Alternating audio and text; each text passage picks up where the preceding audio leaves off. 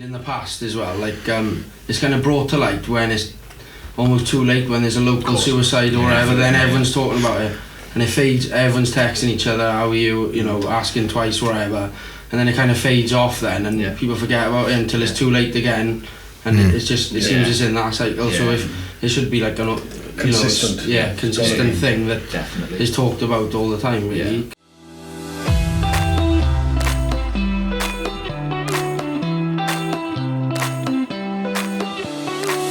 Welcome to the Tackle Your Thoughts podcast, the podcast where we attempt to tackle the stigma surrounding mental health. Today's podcast is kindly sponsored by the Balloon Basement Limited. They specialise in customised balloons and event decorations.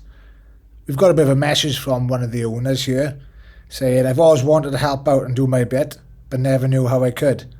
And now I've donated. It's a big push in the right direction for another big step for you boys to achieve the goals of getting men and women to talk about mental health."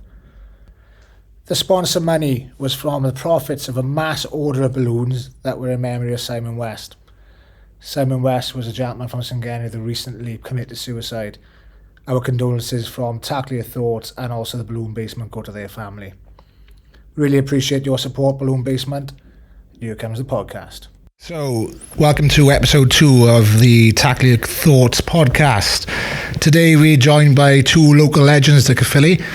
First of all, Dan Hill, and second of all, Joe Mack. So, welcome boys, thanks for joining us. Thank you for having us. You're welcome. So, we're just going to start off. Tell us a bit about yourselves, why you're here. Tell us a bit about your background. How was you made, Joe?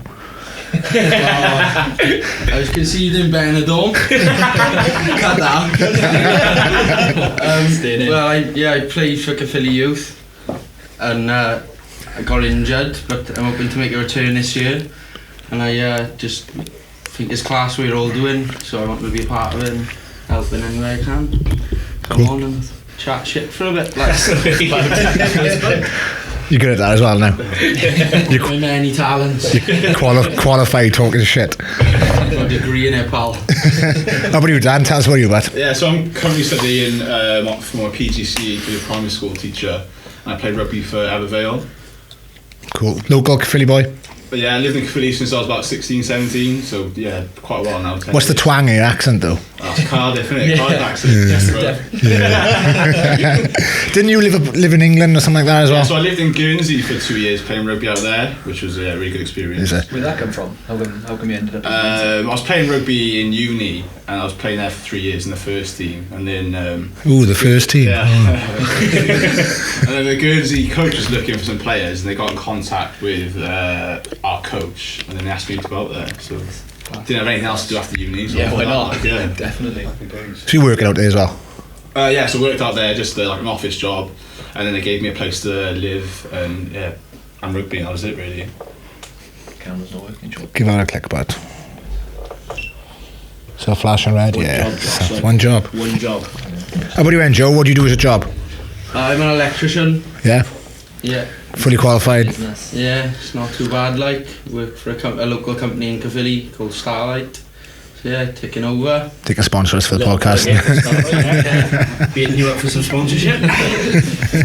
I'll get on doing. Say it again.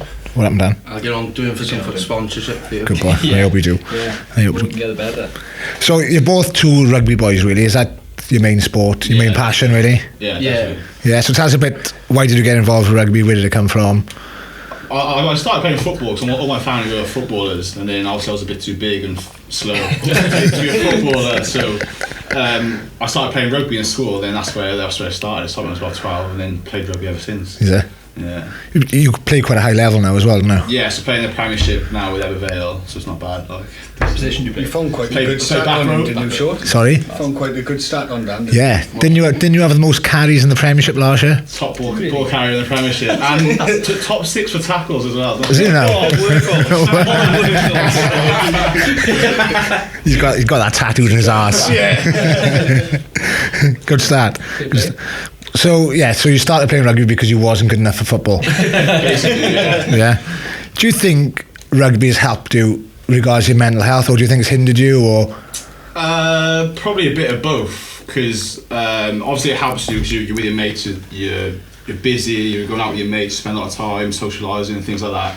But on the other hand, you're told by coaches and other players that you've got to act like this role player persona. You've got to be tough. You're a tough guy. If you're hurt, you can't show you're hurt, and that kind of seeps into other aspects of your life, I think. Yeah, definitely. Yeah. Really interesting point. I think we spoke about it briefly last week, but just that sort of like masking of everything. It happens on the pitch. You mask your injuries and whatever else just to get on and get through that 90 minutes. But so easy to carry them through into like the rest of your life. Yeah, for sure. Yeah. It almost becomes a false screen as well, doesn't it? For anything that you're feeling, in a sense that, as you say, you spend so much time at rugby, whether you're training, playing, socialising. It doesn't really give you time, I guess, to deal with your emotions or deal with how you're feeling at that time, because it takes up so much of your life. Tuesdays, Thursdays, Saturdays, Sundays, etc. So sure. It's definitely got a double-edged sword to it, hasn't it, in terms of helping and hindering in both ways. Has anybody ever spoke to you about mental health in rugby though, Dan? Any of the boys gone, I'm struggling? No, but recently during the pandemic we have had chats in the group chat, and we've had people come and speak to us about mental health, but that's only recently. I don't think before that, I don't think it was an issue at all. No. I think this pandemic's really highlighted it for everybody. Di is the reason you sort of set up the Instagram page to start with. It's forced everybody to be really isolated, so you've had to think about their mental health and take action. I've seen Ebu, they're doing quite a good job, isn't they, as well? Yeah, they're really good, they're really hot on it at the moment. Yeah, that's awesome. Who's pushed that then? Do you know where that's come from? Is it a particular person, or is it just a club thing? I think it may have come from higher up. I think it may have come from the WRU, and then it's gone obviously to our coaches, who then passed it on to us. But then obviously, because we're at kind of the top level, I'm not sure if that then goes down into the lower leagues. I'm not sure how, if it goes. I wouldn't have said so personally. I mean, from clubs who've been involved with or whatever, or clubs that I don't see, particularly in Newport, you don't see many of them posting about things like that. And I mean, you know enough people to kind of know if it was a trend, people kind of jump on it pretty quickly, don't they? But you boys seem to be one of the only ones kind of doing it. It might just be that Evervale that just grabbed it and run with it properly. Obviously we don't know everybody, but I think it's a few clubs, but like you said, they're mainly Prem clubs and not really much below. Yeah. Let's flip that onto you then, Joe. So obviously you're involved with the Caerphilly. Tell us, do you think playing rugby has hindered you or helped you with your mental health, playing for Caerphilly at a lower level? Yeah, obviously it is good for your mental health, and I got injured a few years ago and got told I couldn't play again, and then that's kind of when I really had kind of problems as such with mental health, and I realised how much I do miss the rugby side of it. It's just twice a week training with the boys on a Saturday, because it is like a big part of your week, and I kind of noticed that. And I do think, obviously, like you said, we were doing a good thing, and that I do think more clubs need to do it, promote it a bit and look after their own community. And like the pandemic, obviously, like in the group chat and stuff, coaches and that, they are big on it now and always asking and saying there's always their phone call away or whatever, just stuff like that. But obviously, it shouldn't have taken to get this far, a pandemic for that to be so. But going forward, obviously, it'll be good. It should be promoted more, I think. But I do think obviously it's good with the platform they got, they're promoting, and hopefully lower league clubs will join in with that, especially after we lost a teammate from mental health a few years ago. Talk to us about that, man.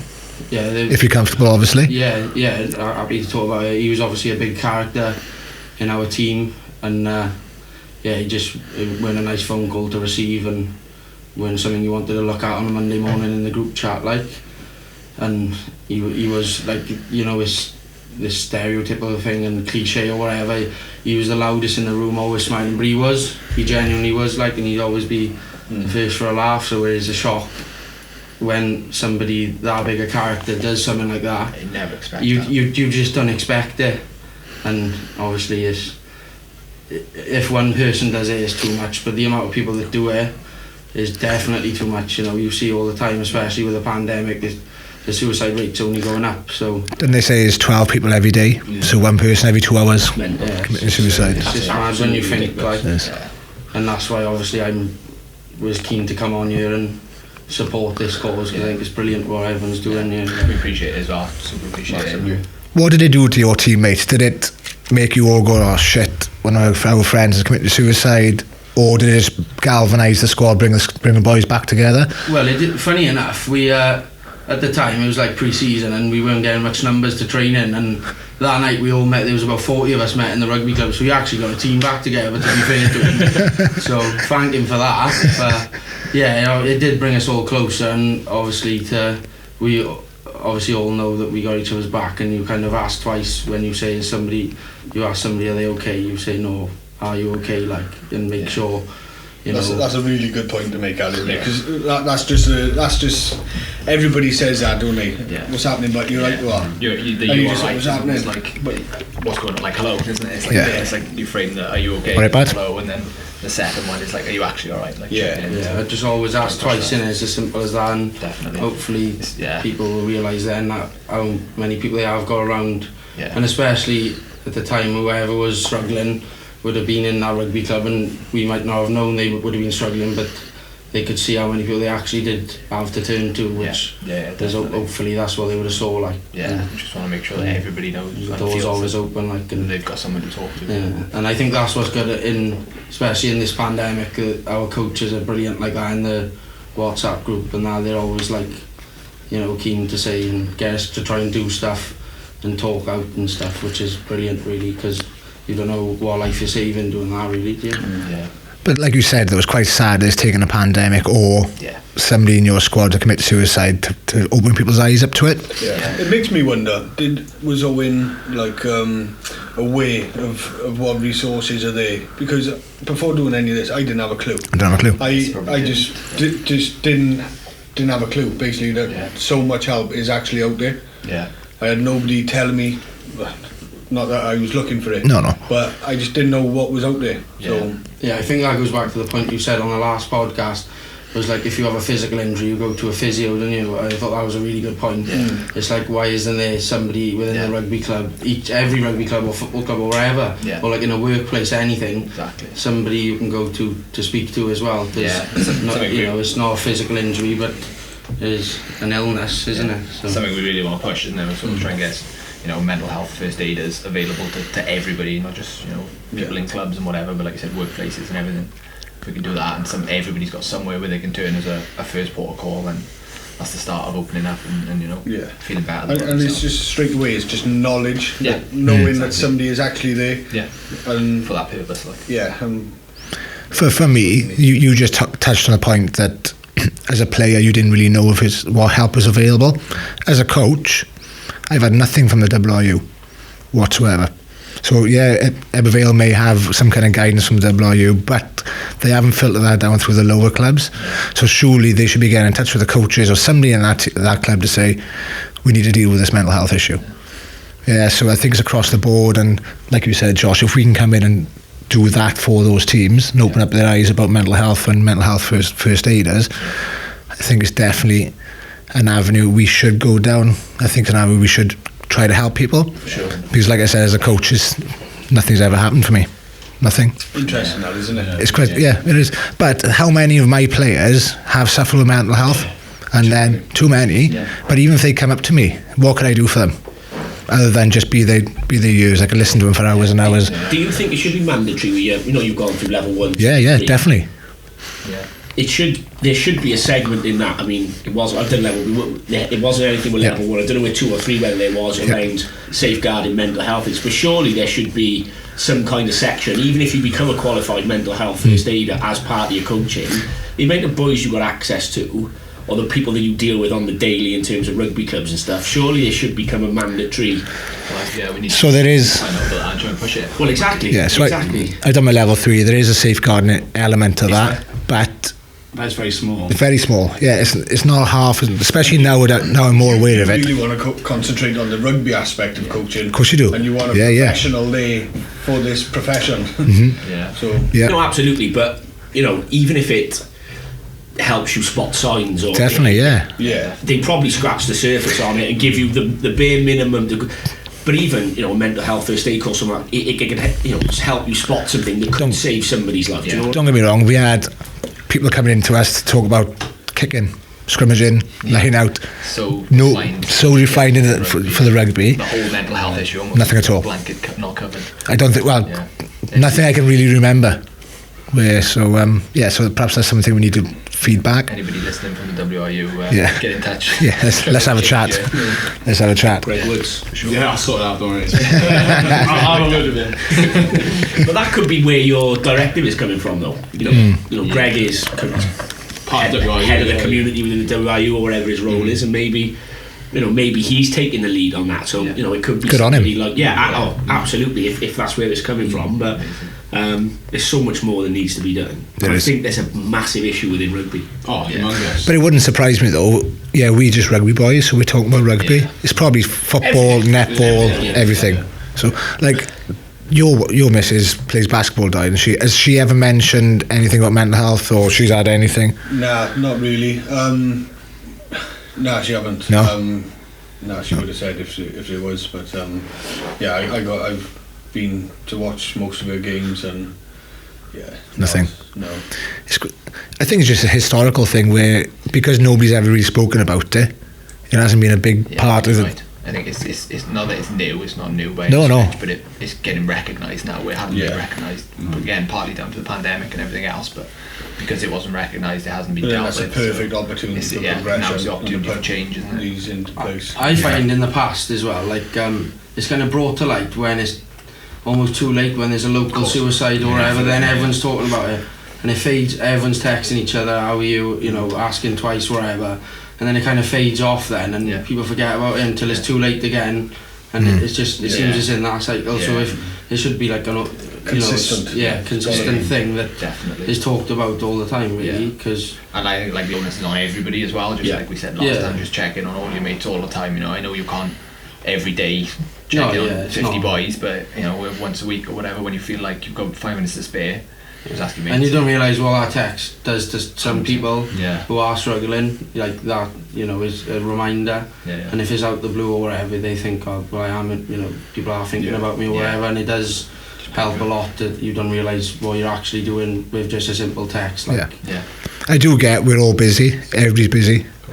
But how long does it take to send a simple message and checking on somebody? 30-second job, everything you missed at the time, if anything else come up like that, again, you'd save it in somebody's life before doing anything. Yeah. Busy.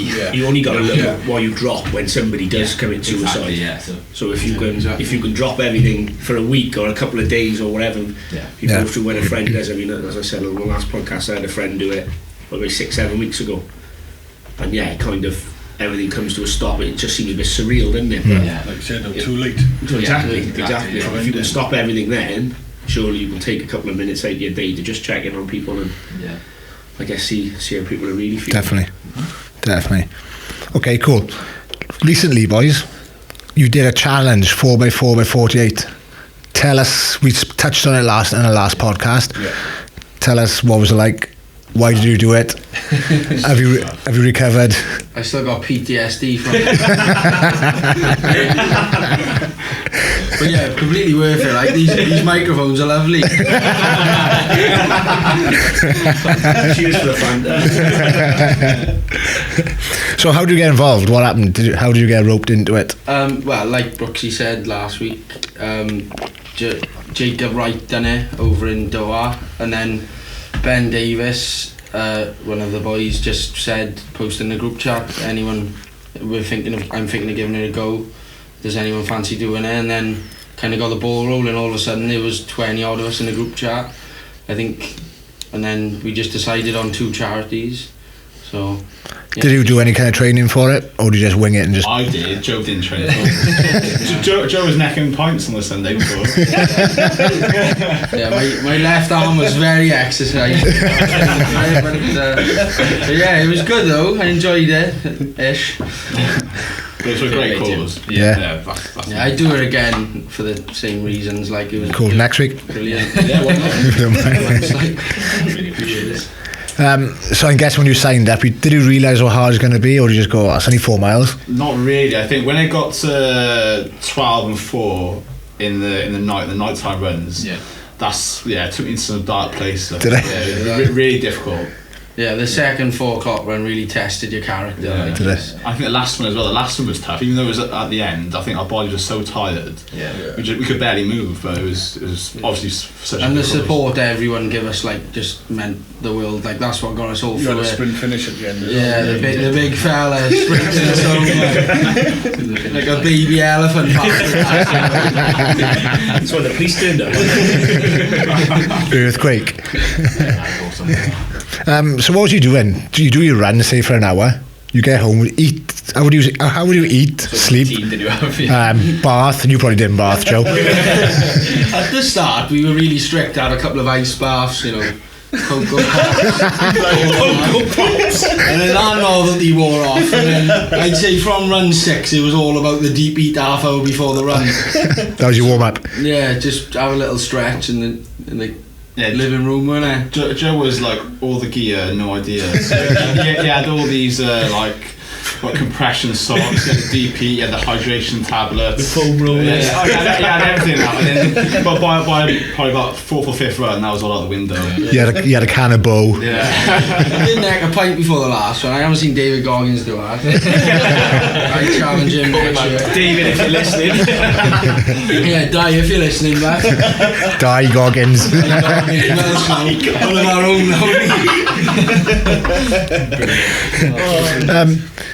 Did it though bring you closer together as friends? Oh, 100%, yeah, because it was me, Joe, and my brother that did it, and we were obviously really close already, but I think that experience brought us a lot closer together, because all 3 of us have gone through quite a difficult time over the past few months. They really kind of solidified that. I bet. Yeah. I bet. Yeah, it brought us a lot closer, definitely. When you say difficult time, can you go into that? Or? Yeah. So for me personally, it was my best friend. So it was like start of November. So I lost my best friend to an accident, and I was there at the time. So and a lot of my close mates from school were there at the time. So we all saw it and witnessed it, and so. The first 2 weeks after that was just such a blur, and I was obviously very emotional, very upset. Like whenever I was seeing my mum, my nan, my brother, I was just in tears. And after that, I went through the whole process of seeing him at the Chapel of Rest, and then obviously the funeral and all that. And then during those times, I just felt like no emotion. I just felt I had no feelings. I don't know why, but it almost felt like because obviously I'm used to being the oldest in my family. I'm like the oldest brother, the oldest sibling, the oldest cousin. I always felt like I had to be tough for obviously my brother and the rest of my family.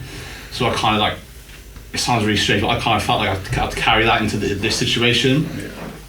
And then after he got buried and all that, and then I started getting these kind of flashbacks and feelings of what only when I was on my own, obviously at night, and then when I was obviously in a shower or something, when I was on my own or driving my car on my own, I get these feelings, these thoughts, and these images of what had happened. And then it probably got to 3 or 4 months later. It must have been beginning of February time. And I just thought that was it. I got to speak to someone. Yeah. I was just I was cooking tea. And my brother walked in. I just told him, I was like, I'm getting all these feelings, all these thoughts, all these images. And obviously I spoke to my brother about it. And then he spoke to my dad about it. And then they told me to try to talk to a professional, so I went and spoke to someone properly, and they just spoke to me about it and just confirmed that all the feelings I was feeling were normal. Yeah. So that kind of reassured me. Yeah. And obviously speaking to everyone helped me process it all, I think. Yeah. And then that's So I'm guessing you thought what you was feeling wasn't normal? Yeah. Was you out of the norm? Yeah, because obviously for me, I think our generation is in such a crossroads where my dad, I look at my dad, I look at my granddad, even my nan, they're so emotionally tough. Yeah. That when I was feeling these feelings, I thought that they've never felt these feelings. I don't think they have. I've never seen them feel these feelings. Yeah. So why am I? It was that kind of feeling. So I kind of buried that for a while, for a couple of months, just because I didn't think it was normal. And obviously, it's all been quite publicised recently, mental health. So I just thought, I got to speak to my brother, I got to speak to someone. Yeah, it's good. Do you mind saying what sort of feelings you were feeling? Can you explain that? Yeah, it was just obviously because I was there at the time of when it all happened. I felt obviously I felt because I've done something. I was I was probably a little bit angry at myself. Like I could have stopped it. Maybe I could have done something. And then obviously I was getting flashbacks of what I'd seen like at the funeral and all that kinds of things. I was getting a lot of those images and thoughts in my head. Yeah.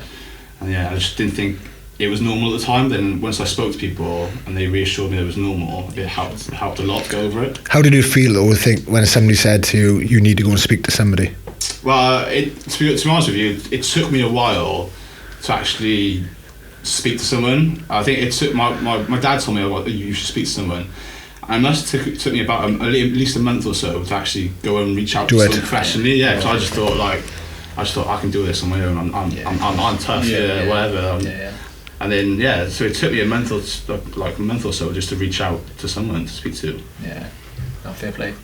Reaching out is important. You know? Is there something? It takes a lot of courage to even have that first conversation with your brother. Oh yeah. And then, like you said, it took you like a month then to actually reach out for professional help. I can't imagine the courage it took. So now you've sort of spoken to somebody and you've relayed those sort of thoughts and feelings. Do you feel better for it? Do you feel like a weight lifted? Yeah, much like for me, it almost feels like it's like almost like a new lease of life. I feel like I've got to kind of like live my life the best way I can, just to try and like make the most of things. Yeah, so I've realised that life's so short and you just got to get on with things. Definitely, yeah. Do you know the other people that were there with you? How have they felt? Have you spoken to them? Yeah, so I've spoken to them, and they are struggling. So we do try and meet up now and again. Obviously, it's difficult because of the conditions we're in to meet up and talk.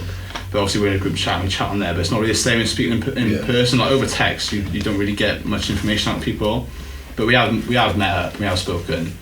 And they are struggling, but I don't think I think a couple have spoke to someone professionally, but not all of them.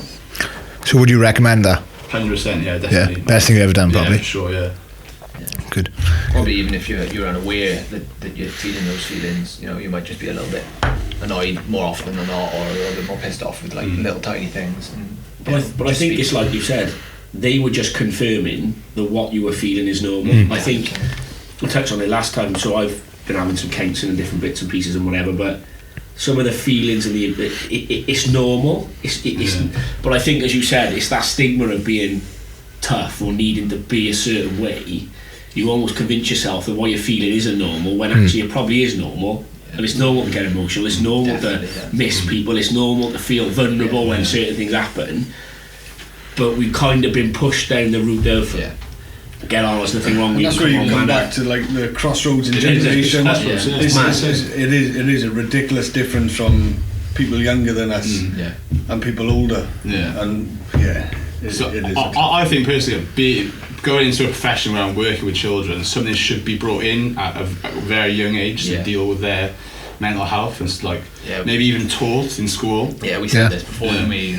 We're trying to encourage people to talk, and I guess people sort of our age and people who are struggling our age. But really, if you can build like mental resilience from really, really young ages, then it prevents any like real harmful harm coming to them later down the line. So. I think the resilience needs to be not in the way that maybe it was instilled in us in terms of not like fucking get on with it, get up. But it's a different kind of resilience. I mean, I got two sons, 10 and 6. And you notice the difference. I've seen a difference in them in lockdown in terms of the way that they've been dealing with things, even at a young age, like getting angry with different things, or time they spend on Xboxes and PlayStations, and the effect that that's having on them. But it's not instilling the mental toughness in them, as I say, that probably we had as children and whatever, which is nothing wrong with, by the way. But it's being able to kind of speak to them about what they're feeling and how how they, as you say, it's okay to feel I guess frustrated, angry, upset or whatever, but it's trying to do it in a way that's constructive and normal. Exactly. It's awkward. I've got a 6-year-old.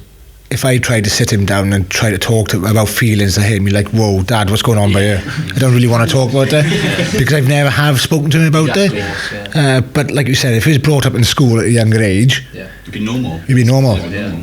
So you'd be more comfortable to sit down. It's needed though, wouldn't it? Oh, definitely is, It should just be like another normal conversation. Like. Should be. Definitely. So after you had that counselling, do you think you're fixed, or do you still get some relapses, or? Yeah, like I'm not gonna lie. Like I get feelings quite a lot, and like thoughts, and like wake up in the middle of the night with thoughts and things like that. But I think it's just helped me deal with it a lot more. I don't think it'll ever go away, but it'll get easier. I think. So it was just tools, really. He's giving you tools to deal with it. Just to deal with it. Yeah. Would you continue to go to counselling, or would you go back to counselling if they got worse or anything like that? I'd definitely go back if it got worse. And the counsellor I did speak to, they'll talk to me every month. So they'll check in every month now. Okay. Good. Brilliant. Good. Yeah.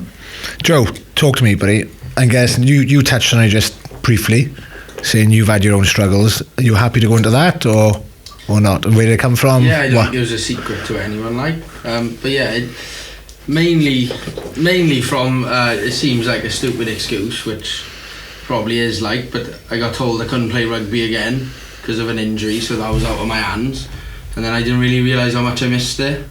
But then obviously after listening to what Carl had to say last week, it kind of described it like you go out drinking just to kind of get away from it, and you think nothing of it, but then it's when you're on your own on a Sunday, you're not in the pub with the boys having a laugh, it's just your own thoughts, and then you just have them thoughts, and seeing the boys play rugby on a Saturday and that, and then you're in work or whatever, and then just meet them on the piss later and that, it just doesn't help anything, and that's the thing, you're just burying it until it gets to the point where it's a bit too, you step back and think it's a bit too far.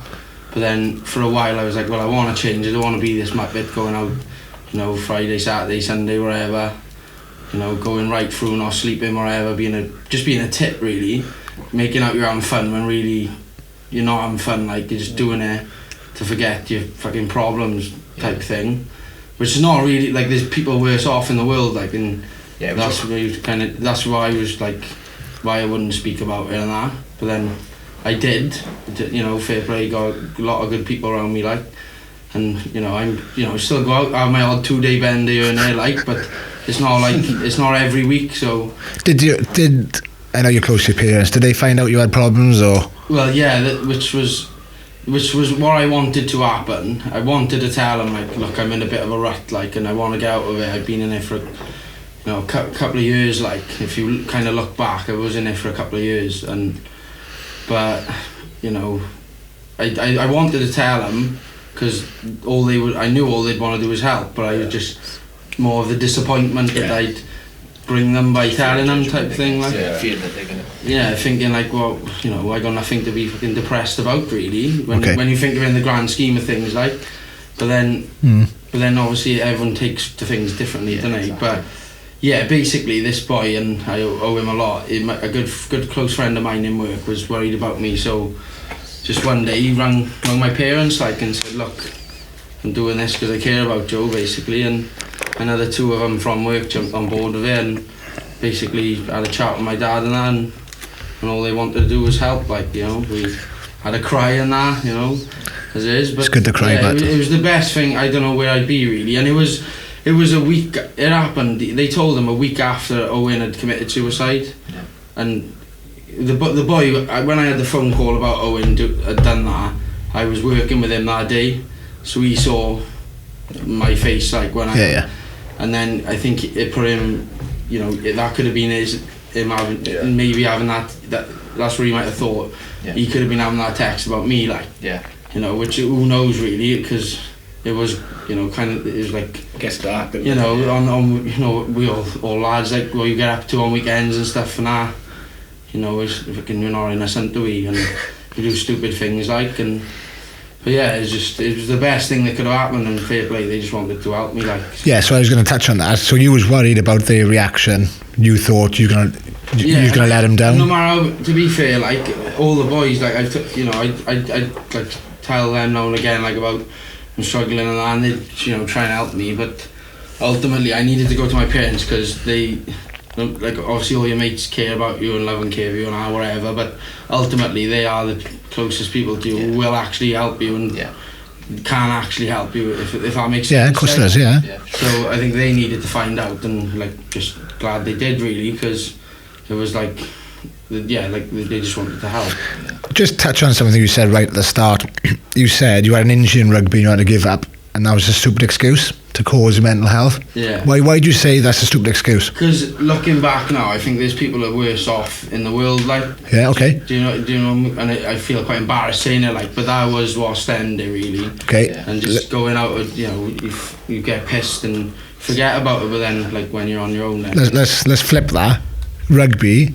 How much of a big thing was that in your life? Well, that's time? What it was. I realised that is what most of my life was based around, really. So every Tuesday you'd be out the house training, Thursday, Saturday you'd be out playing, then you'd be on the set with the boys. Yeah, and that's like you don't realise how much it's not so much like people have a year out or whatever, but it's just when you got told you can't play. Like, there's no coming back. Like you can't play. Like I'm gonna try and play again, but like they've said I can't. But. Yeah. Like because of the shoulder, but I reckon I'd still slip into the 10 shirt short. Get me one off Giacomo when I'm here.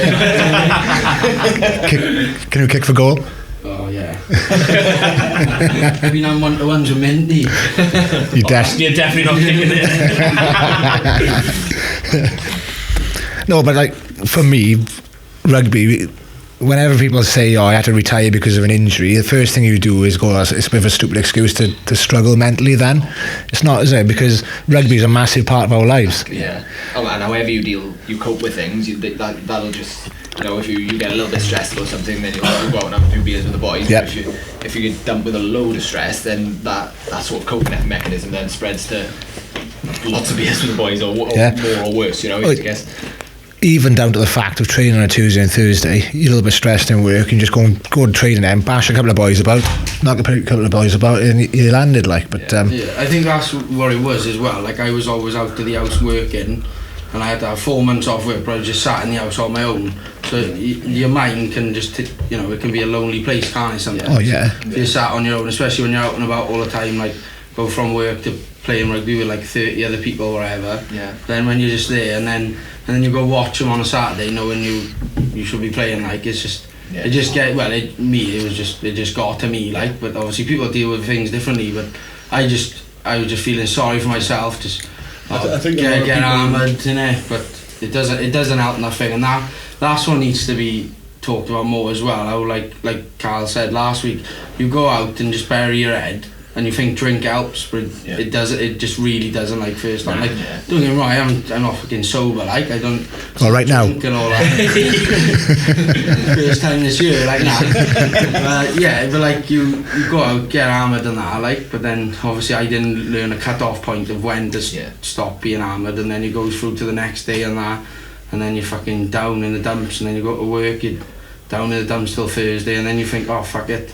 Do it again this weekend now. Yeah. Someone's out having a pint, and then it doesn't help. It just prolongs it, and it doesn't help. But like I from experience, that doesn't help nothing. I think it's really important that you don't live your life just looking forward to 2 days of it, because it's only a very small portion of your life. The Friday, Saturday, Sunday is like the tiny bit. You're gonna enjoy everything. It's like really important that you enjoy your weeks, your weekdays, your weeknights, everything. So you're saying now you had that bad time, you obviously got over it. Do you get the same question as Dan? Do you get any kind of relapses? Do you struggle sometimes? Yeah, I do have, but you have your dark days, but it does make you appreciate the good days more when they come. Like, and obviously it is awkward times at the moment, and this is not helping. But I try and be more positive now, like, and just think it is what it is, and not go down that path. Like, try and use an excuse to go out on a 2-day bender this time, and I'll just do it every week. Like, do you know what I mean? But didn't you you threw yourself into your diet and everything? Didn't you lost a load of weight? Yeah, that was from a come down. To be honest, and I was just like, this is the last resort. Really, I don't like the way I am. Like, I need to change. Like, so I messaged Mitchell Starr. Like, he can have a shout out. Sling me some money for that. Nah, but and I just said I wanted to change me, because what it boiled down to, no matter how much people say to you or whatever, if you really want to, make a change, you ultimately have to as well. There's only so much people can help you, and I've seen it with people. Like, to be fair, for a while everyone was trying to help me and that, and I'd just be like, and say shit, and then not fucking follow the actions. So at the end of the day, you've got to want to do something like to get yourself out of that rut as well. So I'm not perfect, but it's not nothing like it. not like it was. So on the right path, I'd like to think. Anyway. Just looked on your wrist now. You've got a tattoo on your wrist. Tell me about that. Oh, that's probably one of the only good tattoos I have got, to be honest. But yeah, it's local tattoo shop in Bargood where Owen, my friend who committed suicide, was from. They done a lovely gesture of, it's the mental health symbol. Mm-hmm. So it's like the speech mark to encourage people to speak out. They tattoo you for a tenner, and all the money from that would go towards the funeral cost. Oh, was it? It was a lovely gesture from them. So a lot of the boys had them, yeah. So it's just something to remember, and like when you have down days, it's something to look at as well, isn't it, I suppose. Yeah. Oh, good on you, Bat. That's brilliant. That's brilliant. Sort of starting to wrap up there a little bit, really, but just thinking, have you boys got anything planned for the future? What do you want to do? What do you want to do yourselves, your lives? Have you got anything in place to help you, whether it's mentally, physically, or anything going forward, really? Just start with you, I guess, Dan. Yeah, I think we're trying to do a marathon together. You had a go. Yeah, we had to go yesterday, and we hadn't really trained for it, so we just went out and just went for it. We managed to do 27k, which isn't bad. I know we had to put up then, but I think just doing things like setting yourself challenges and setting yourself goals, so you've got something to reach and something to achieve, and make yourself feel good.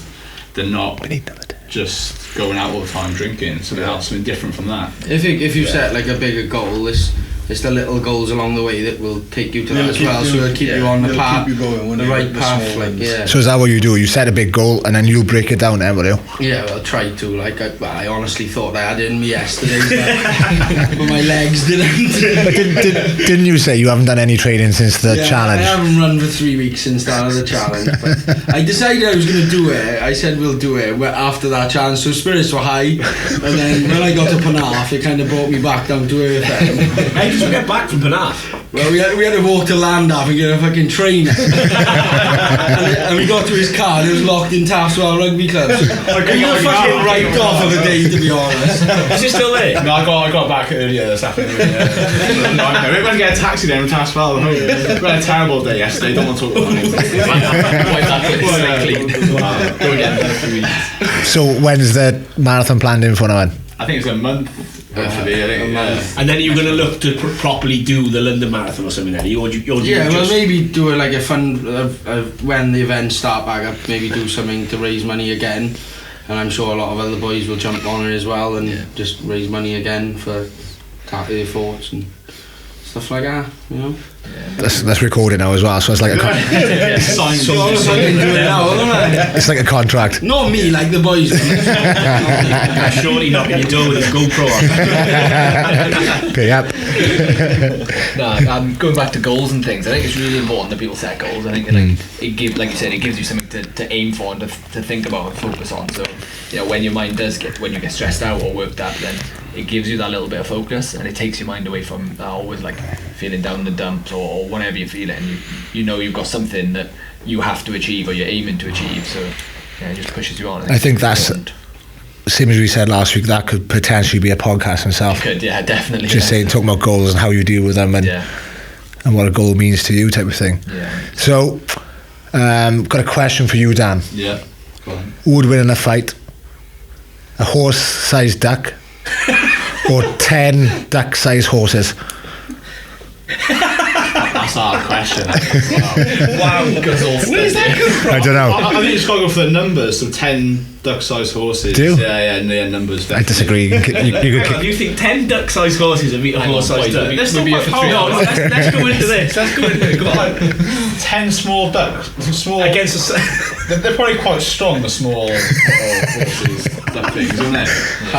Guy, you agree, Di? I'm going for the numbers, I go for a big duck, I would. Quantity over quality. Imagine a duck the size of a horse with a wingspan. It's just going to be like, then bang, off you go. Yeah, true, that makes sense. Horses are solid though. Dense muscle and horses. That's another podcast. That's another. Picking up the lingo now, isn't it? See, I'm taking over jobs. Got any other questions for the boys? Yeah, I guess just from my perspective, I mean, what would you, in your personal opinion, say to people that are probably going through tough times or thoughts as not necessarily advice, but you've obviously both gone through a lot and have dealt with it differently. Yeah, what's helped you? Both come to the same conclusion that, you know, everybody needs to speak out more about mental health. Let's tackle. What advice would you give to people that are probably struggling from your personal perspective? I'd honestly just say talk to people, because a lot of people are all going through the same things. So it's once you share your thoughts, someone, like, what was it also saying, like, a problem shared is a problem halved. Yeah. You've just got to talk, and then people can point you in the right direction, give you good advice which they've experienced in their time. So I just talk.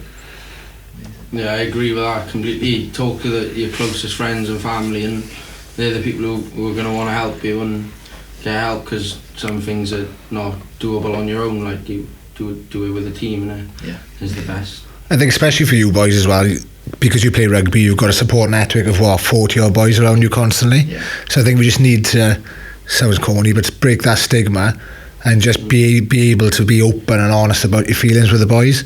Yeah, definitely. Not take, like, we all like banter and have, and when it's time to, just have that, because sometimes if you have banter, sometimes when you're in a bad place, the banter you receive, you take it personal and stuff. So, like, obviously, is that something though potentially as a rugby club we could just build into the warm-up or something like that?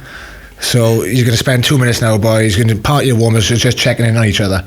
So Joe, you and me now, you're going to do a drill by you, let's have a quick chat, and then after that you'll bounce on to die and just checking on each other, maybe. Definitely is. Definitely needs to be talked about more around things like rugby clubs and stuff. And obviously social media can be quite a shit place as well, but using it for the right reasons as well can be good, like why you guys are doing. Tell me about that. Social media can be a shit place. Well, like you said last week, like you said, you go to all your photos on Instagram and you enjoying life, and like 12 good moments. No, not 5 o'clock on a lorry, like, is it? You can post. Everyone does it, don't we? We post the good times out having a pint or whatever. Tell you what then, because we spoke about that 2 weeks in the trot. This week's challenge. Post a shit moment on your Instagram. The shit, like all the shit. Once a day. Yeah, but not actual shit. Not actual shit. Right? No, but like, put something on your social media. That's fine, though. Camera's too hot. It's hot, is it? Sat next to Joe, isn't it? The big dog. But put on your social media. Not day some just day-to-day shit. Just the shit you do, just whatever it is. And that's awesome, 24 hours with Dan, 24 hours with Joe. Go on, boys. Yes. Go on. Do you want to do a vlog? Hey, I only got a face for radio. There's a camera in your face for a 24-hour vlog for the boys. Here we are. You up for that challenge? Do the camera first. This camera's here, but do it on your video. Do it on your phone. Yeah, we could do it. Go on. A 24-hour check-in. Yes, let's do that. 24-hour check-in. On the tools this week as well. Are you? Yeah, it's half term, isn't it? It's on the site. Do some grafts. Real grafts. Real. We went for him. Nah, but my other mate's dad, I am, on the tools. Nice, mate. Good play. So this week's challenge, then, get out on social media, tag us in it. Just something in your life that's not fake. So you're not out shopping with these Gucci bags and all that shit. That are fake. Yeah. Always lads, everybody, just check in with a mate. Check in twice. Yeah, definitely. We'll do that 100%. But just thank you from me, like, for getting your story out there and your story. You'll be mad surprised how many people will actually resonate with both of them. Hopefully it helps somebody. It will. It definitely will help somebody, which is what it's all about, really. So thank you. I find it mad sat here listening to you when you came in and said about obviously what I was saying, but it's mental how it resonates with people, isn't it? Yeah. And I didn't expect that. Yeah. But I think from yesterday, the stuff that we did with White Edge Youth. Yeah. So let's talk about that. So yesterday we Let's Tackle Your Thoughts went down and did a session with White Edge Youth.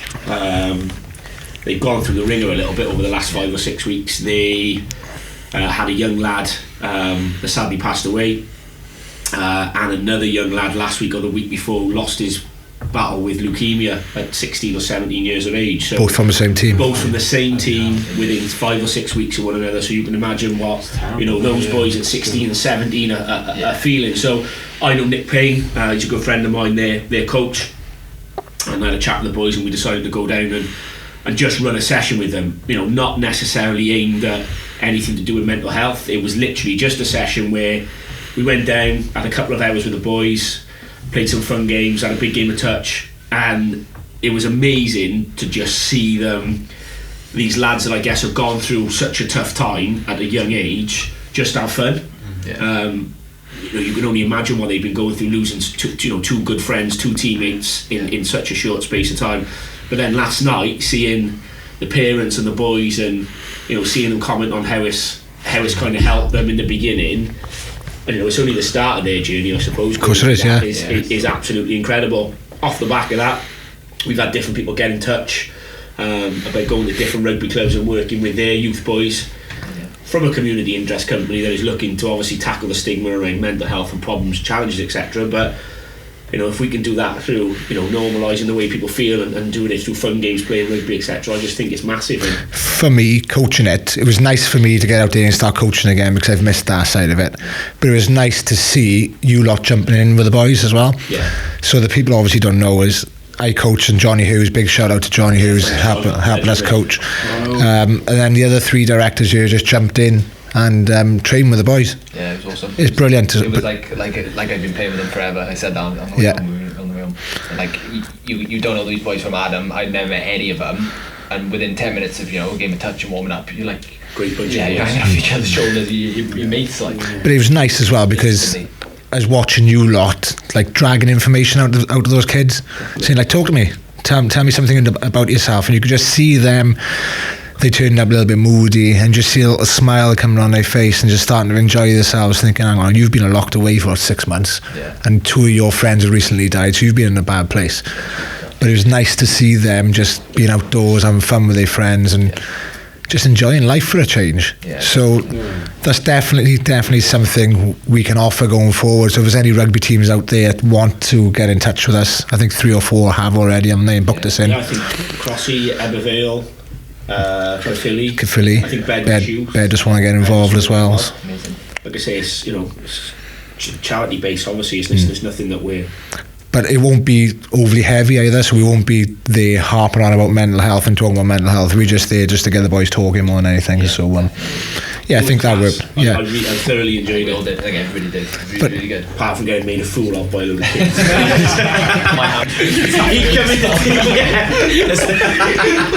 I realised how unfit I am. Yeah. But I think also we only did rugby because I'm a rugby coach and we're rugby boys. Yeah. If there's any football clubs out there, if there's any netball or whatever, any kind of sport, get in touch. We'll find a coach. There's plenty of coaches out there who can jump on board with us, and I'll happily play a game of basketball or something like that. But from us, wrapping us up. Yeah. Sure.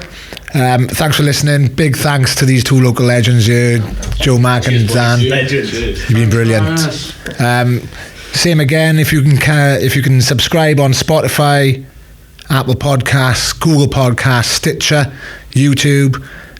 Follow us on Instagram, social medias, and Twitters and Facebooks and everything, and then give us a rating. Yeah, exactly.